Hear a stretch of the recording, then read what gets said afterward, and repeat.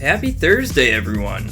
I'm a day late this week because of the difficulties with the launch on Tuesday, so I wasn't able to really sink my teeth into the update until yesterday. But we're focusing on Season 9 at launch today and the review of the content and new changes it brings. I'm going to pretty much try to cover all of it here. We've got arenas, new lore comics, Olympus, map changes, the rank split, a new battle pass, the challenges, and of course the new legend Valkyrie. A lot of new things.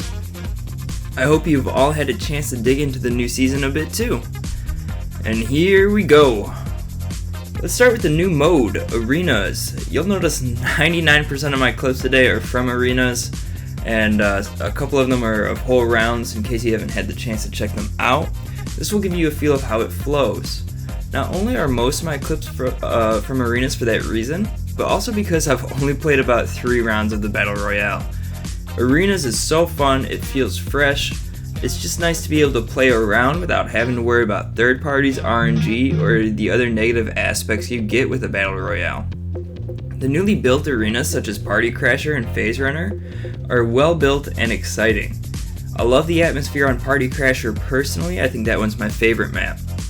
The other spots are well balanced as well and do bring in a familiarity since you already know how the arenas play, or the areas play. The other nice thing is that the arenas rotate frequently, so you may only play on the same map twice in a row.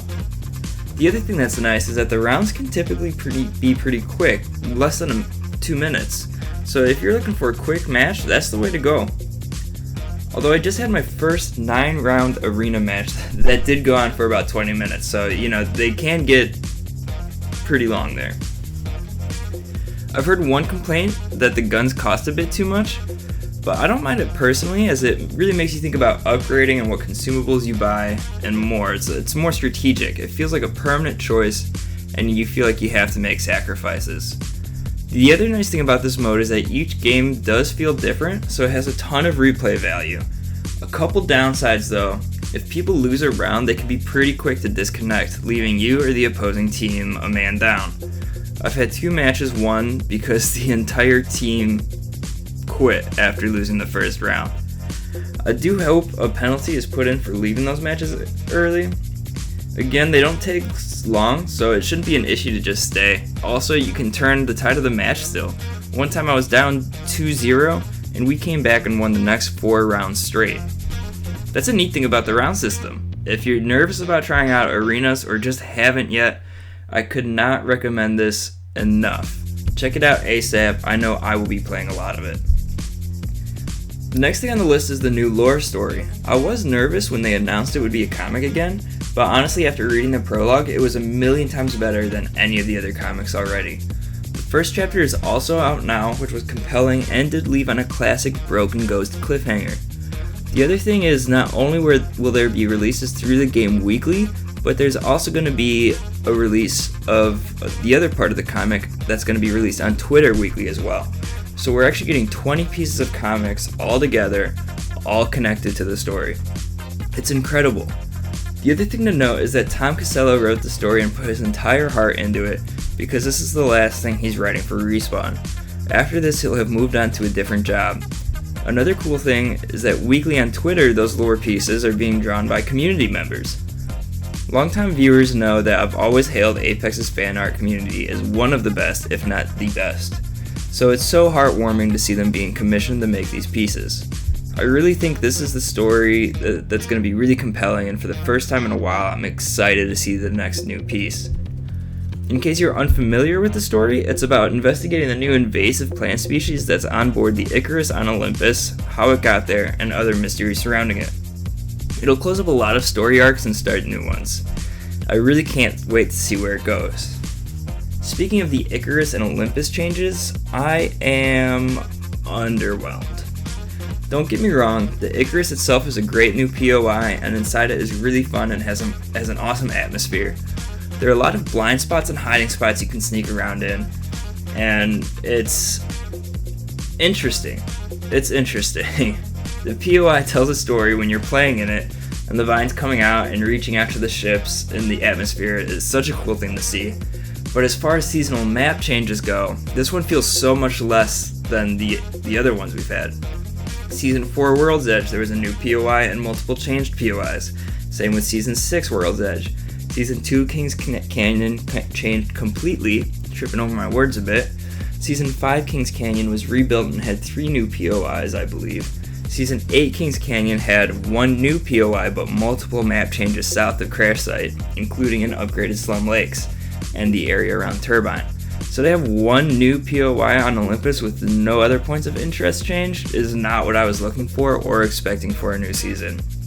This almost just feels like a town takeover instead of a season change. On the plus side, World's Edge is back. I missed it so much. This to me is as perfect as a map can get. And I really like that it's back. It's super nice, and dropping there for the first time made me inexplicably happy. I can't wait to grind the split and play World's Edge and not even think about Olympus or King's Canyon for a while personally. We also have a new weapon, the Bowcheck Bow. I am god awful with it, but man, it is so satisfying when you get a hit. The weapon damage is pretty high, but you do need to be extremely accurate with it, so I think that does balance out a little bit. The one thing I would change is that the headshot multiplier, I would want that to be taken down a little bit, because if you get a body shot plus 1 headshot, that's a down right there. You don't see the G7 or the 30-30 getting the kind of damage that the bow has, I don't think, and its fire rate is still pretty good even without the hop up. But I really do think it's a unique and good addition to the loot pool. Speaking of the loot pool, with the starter kit, I do notice I'm not seeing white shields as much around and more weapons around on the ground loot. But I honestly don't think I'm finding much more in the way of shields on the ground in general, so if I want to upgrade to a purple or blue, you can't really pick them up. Has anyone else been noticing this, or is it just me? The new Battle Pass is good overall. My biggest complaint with any Battle Pass is that there's always too many rare items. I'm never going to use a rare Battle Pass Spitfire skin, you know what I mean? I'm just not going to, and I don't know anyone who will, because by this time we have 80 legendary skins for them. I know it's filler and there's gonna be filler, but I honestly feel like there's gotta be better items they could put in for filler than filling it with 50% blue skins. This just feels bad. The Devotion 100-110 skin though is nice. It's clean, the colors are nice, and I'm excited to get it. I don't pick up the Devotion a ton, but maybe after I get the skin I will. We'll see. I'm tired of Wraith getting Battle Pass legendary skins. I'm gonna say it, I am tired of it. Crypto, Revenant, Lobo, Rampart, Horizon, Fuse have not gotten any Battle Pass skins. And I believe this is Wraith's 4th just the Battle Pass skin. Although Rampart was included for her first skin this Battle Pass, which is nice, I don't think Gibby has gotten one either, to be honest. Let's spread the wealth a little bit and stop giving Wraith legendaries, just for like 2 seasons, that's all I'm asking. There are 16 other legends, we don't need Wraith to get another one. Sorry not sorry for this hot take. Challenges have changed a bit. There are now 11 challenges per week instead of 8 as before. So there's also an extra challenge there for a Battle Pass level, and a way to favorite challenges so you can keep an eye on them.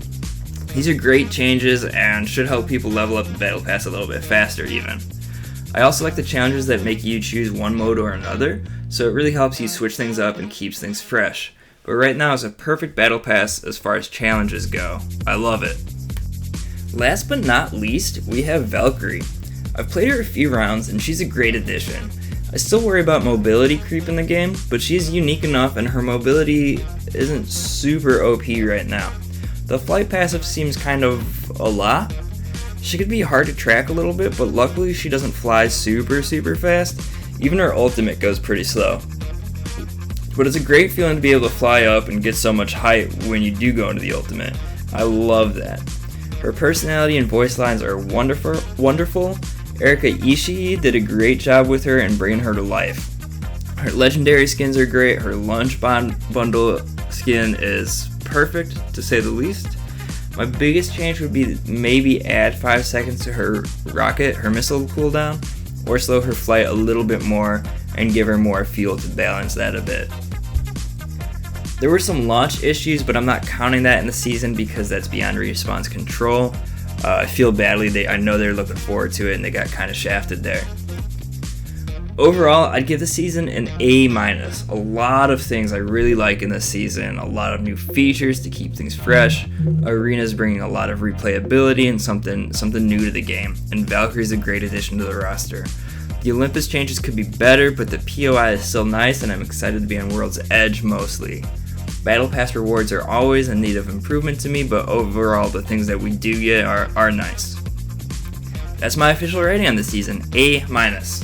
Go out and have fun and become the legend you were always meant to be.